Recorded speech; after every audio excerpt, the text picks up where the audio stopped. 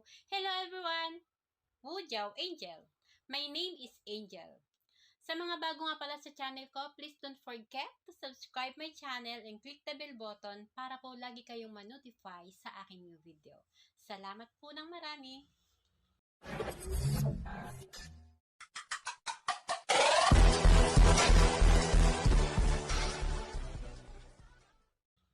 Pag-usapan natin ngayon ay ang kunting kaalaman. Lalong-lalo na po sa mga katulad kong OFW na nandito sa Taiwan. Kasi naisip ko lang, bakit nga ba holiday ngayon sa Taiwan? Hindi ko din kasi alam. So nagtanong ako sa boss ko, ano ba ang kaugnayan ng bachang or yung tinatawag na dumplings rice? Yun yung nakabalot sa dahon na kulay green, and then sa loob nun, mayroong mani, mayroong karning baboy, at mayroong mushroom. Ano ba ang kaugnayan ng mga yon sa araw na ito? By the way guys, nag-search din ako.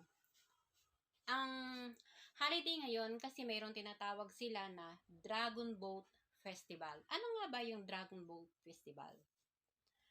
Ang festival na yan ay commemorates the life and death of the famous Chinese scholar Ku Wan, who was a lawyer minister of the King of Chu in the 3rd century or BCE. Every year, the Dragon Boat Festival is celebrated to commemorate this attempt of rescuing Chu Chuan. Ganun pala. Kaya pala every year, sineselebrate nila ang Dragon Boat Festival. Isa pang katanungan. How is the Dragon Boat Festival celebrated?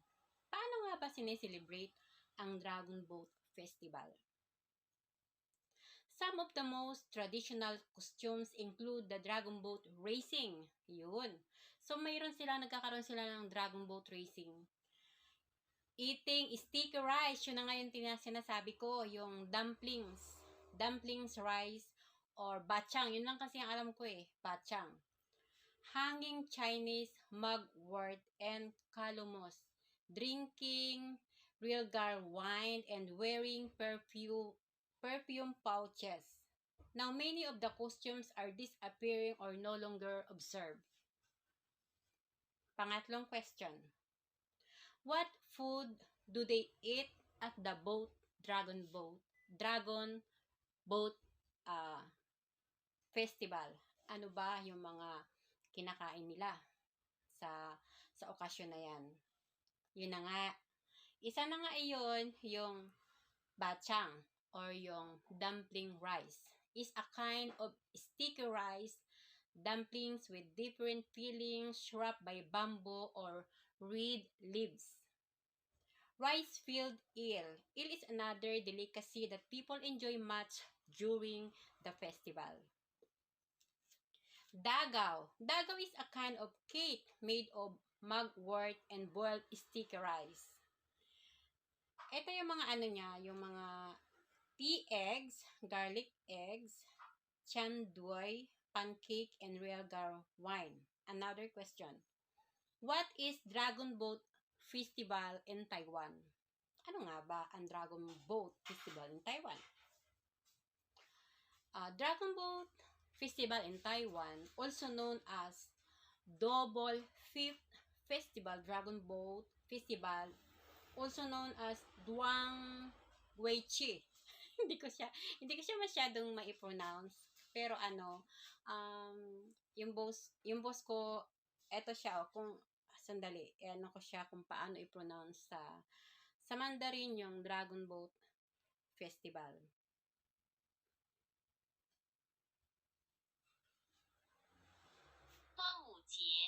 Tongwuchi, yun. Sa Mandarin, Tongwuchi. Tongwuchi. Kasi sa totoo lang, ang pronunciation talaga sa kanila is napakahirap. Minsan, tama na yung sinabi natin, pero mali pala. Kasi mali yung ating pagkaka-pronounce. So, yung pronunciation is very important in Chinese Mandarin. Boat Festival is a holiday that it involved racing dragon boats, drinking realgar wine, and eating sticky the rice dumplings. Yan yung Dragon Boat Festival in Taiwan. What is called dragon boating? Ano nga ba yung dragon boating? Isang tanong natin, sasagutin din natin. One of the common is a folklore is that dragon boating came into existence because of the drowning of Chu-Wan. The more credible story is that the dragon boating coincides with the 5th day. Ito yung sinasabi ni boss.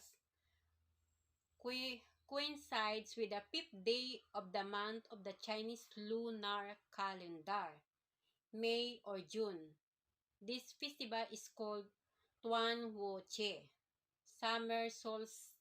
Kasi sabi niya kasi, yung Dragon Boat Festival is depende. So, hindi ko kasi gaanong naintindihan yung in-explain sa akin ng boss ko kasi tinanong ko din sa kanya kung ang Dragon Boat Festival ba ay talagang every June 25. Sabi niya, hindi daw. Depende daw. Tapos mayroon siyang sinasabi, siguro ito yung yung lunar sa calendar. Kung yun siguro yung date na isi-celebrate yung Dragon Boat Festival. Why do we eat dumplings on Dragon Boat Festival? Bakit nga ba tayo kumakain ng rice dumplings during the Dragon Boat Festival?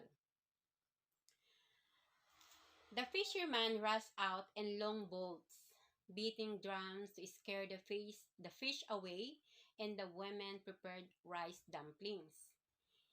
In true, them into the water to feed the fish so that they won't not eat.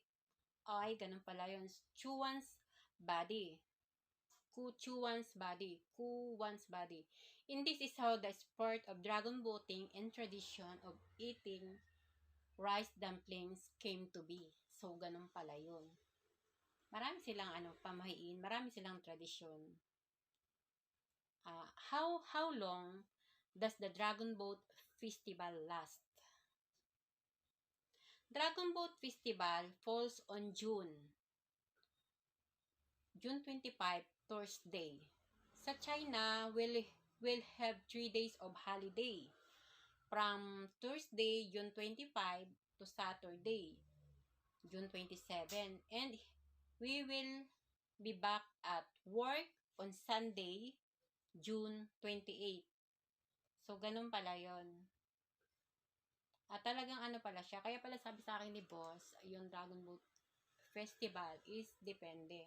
Siguro dun sa lunar calendar na sinasabi niya. Sabi niya pwedeng mangyaring June 23, June 22, depende. Yun ang hindi ko naintindihan.